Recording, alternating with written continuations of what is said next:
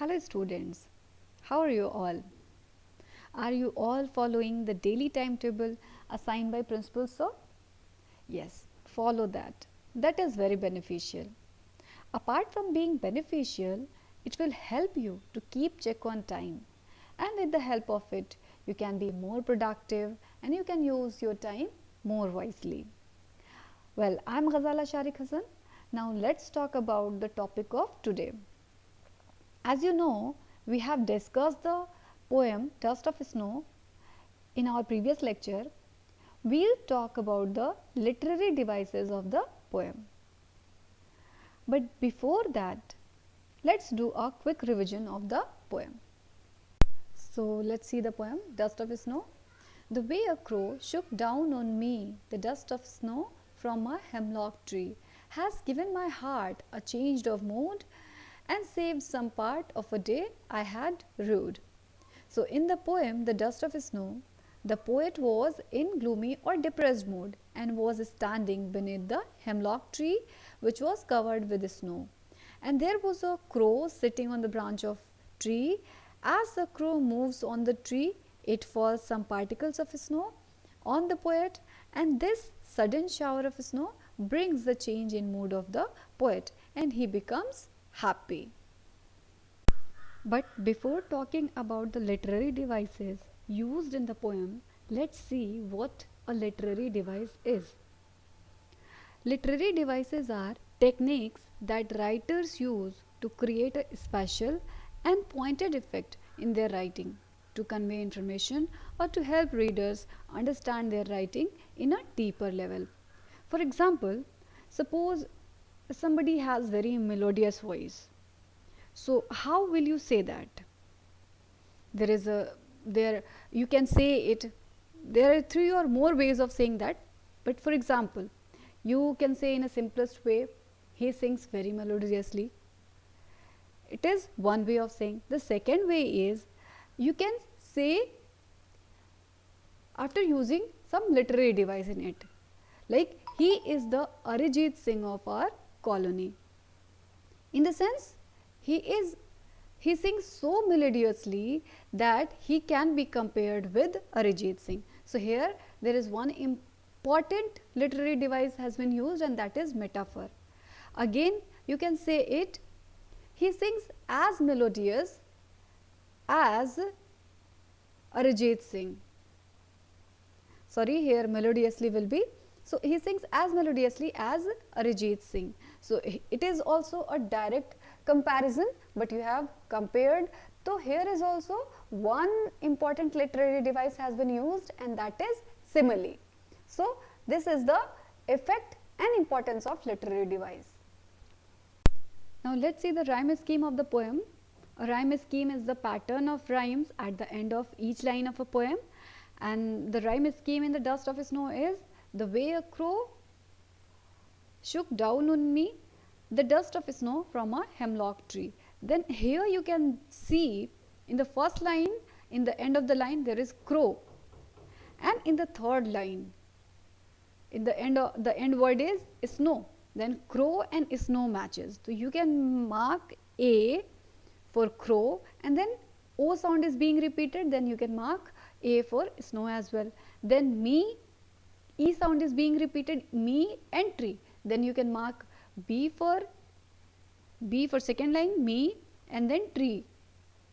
E, so both the sounds are being repeated, me, E sound is being repeated.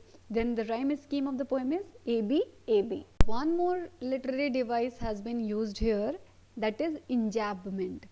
Now the continuation of a sentence without a pause beyond the end of a line, couplet or stanza. Enjambment is what? When there is no punctuation mark in the stanza, in the lines of the stanza, then it becomes enjambment.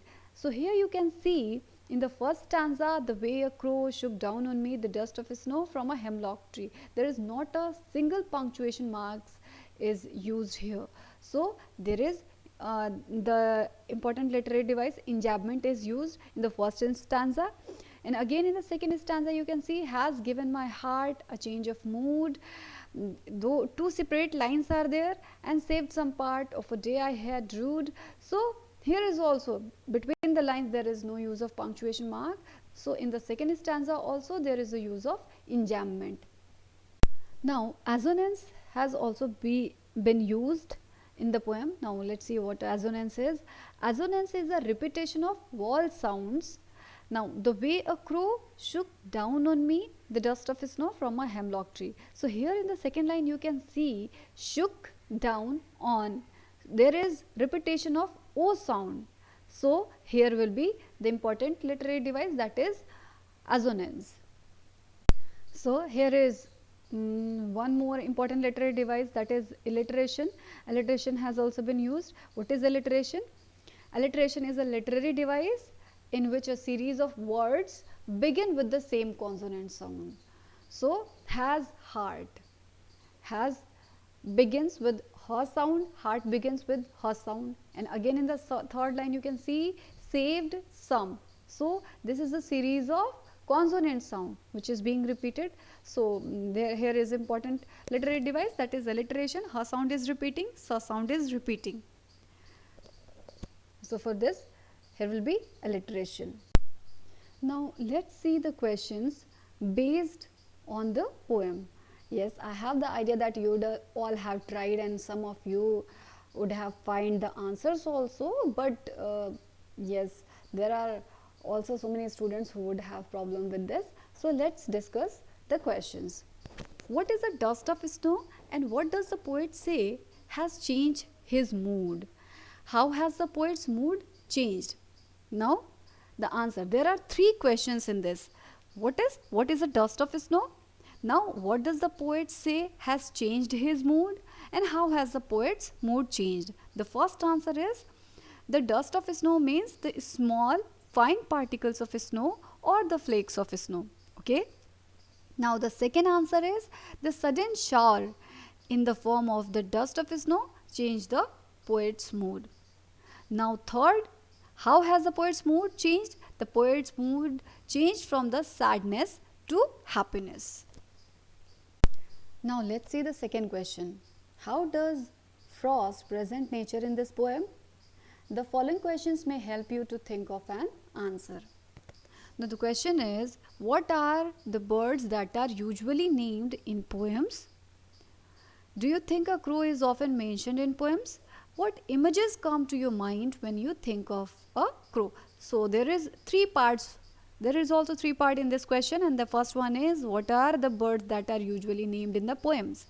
So you can answer it. Usually the birds which are known for their beauty like peacock, parrot, pigeon, etc. are used in the poems to make the poem more beautiful.